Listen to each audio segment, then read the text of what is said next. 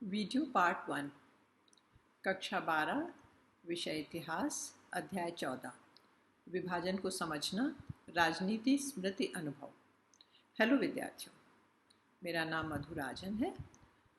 विभाजन पर इस अध्याय को मैंने 4 हिस्सों में बांटा है जिससे आपको समझने में आसानी रहे। पहले और चौथे वीडियो छोटे हैं, जबकि बीच के 2 और 3 नंबर के कुछ लंबे हैं। आज का टॉपिक है विभाजन को दक्षिण एशिया के इतिहास में एक ऐतिहासिक मोड़ क्यों माना जाता है। विभाजन को दक्षिण एशिया के इतिहास में एक ऐतिहासिक मोड़ माना जाता है क्योंकि विभाजन की इस घटना ने न केवल भारतीय उपमहाद्वीप अपितु पूरे दक्षिण एशिया पर गहरा प्रभाव डाला। हम सबसे पहले इसका राजनैतिक प्रभाव देखते हैं। विभाजन के साथ ही दक्षिण एशिया का राजनैतिक मानचित्र पूरा बदल गया। स्वतंत्रता के पूर्व अखंड भारत का अधिकांश भाग ब्रिटिश उपनिवेश यानी कॉलोनी था और बचे हुए हिस्सों में रियासतें, रजवाड़े, प्रिंसली किंगडम्स थे। 14 अगस्त 1947 की रात 12 बजते ये बदल गया।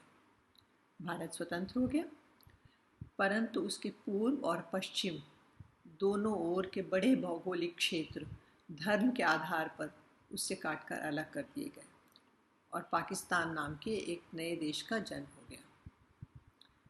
जल्दी ही भारत एक लोकतांत्रिक गणतंत्र बना और दक्षिण एशिया के अन्य देश भी धीरे धीरे स्वतंत्र होकर नवनिर्माण में जुट गए।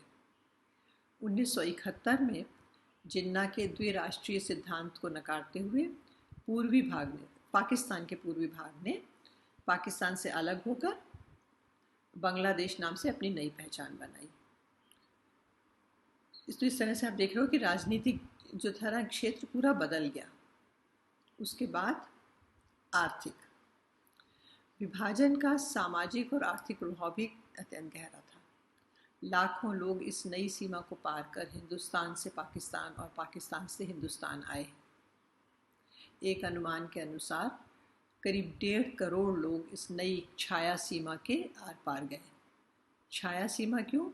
क्योंकि ये जो सीमा नई बनी थी, एक तो एकदम नई उसी समय बनी और इवन जब हमारी स्वतंत्रता मिली है तब तक पूरी तय भी नहीं हो पाई थी कि कहाँ से सीमा होगी उस समय तक औपचारिक रूप से।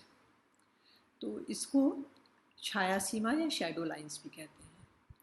और आप एक बार अच्छे से याद कर लो, क्योंकि कभी कभी हो सकता है इसमें वस्तुनिष्ठ कोई प्रश्न आ जाए आपके पास 1 नंबर का। तो अनुमान के अनुसार करीब 1.5 करोड़ लोग इस नई छाया सीमा के आर पार गए। अचानक ही जनसंख्या का इतना बड़ा भाग अपना कार्य व्यवसाय सब छोड़कर अपने ही देश में शरणार्थी हो गया।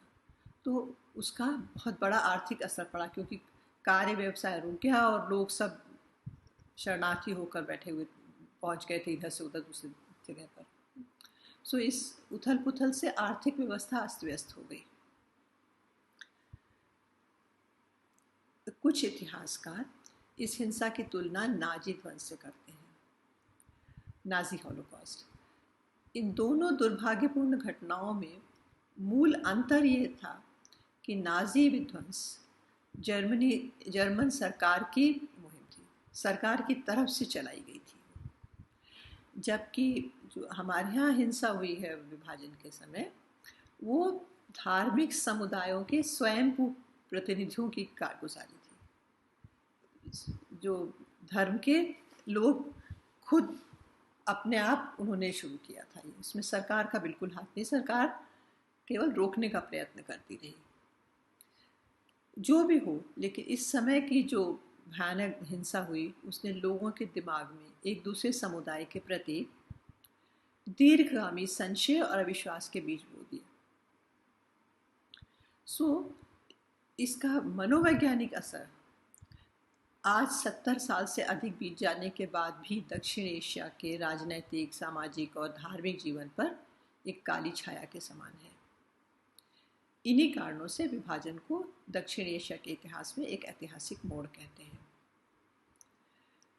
मेरा विचार है ये बिल्कुल क्लियर होगा, क्योंकि छोटा सा सब टॉपिक है और इसमें बस आपको ये बताना है कि उसको ऐतिहासिक मोड़ क्यों कहते हैं दक्षिण एशिया के इतिहास में।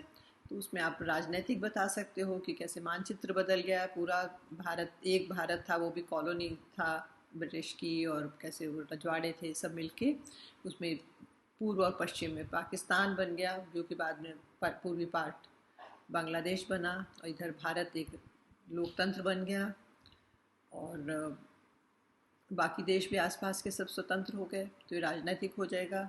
आर्थिक में उस समय सारी आर्थिक स्थिति सब उथल पुथल हो गई, सामाजिक भी उथल पुथल हो गई, यही सारा आपको बताना होगा। ठीक है, थैंक यू।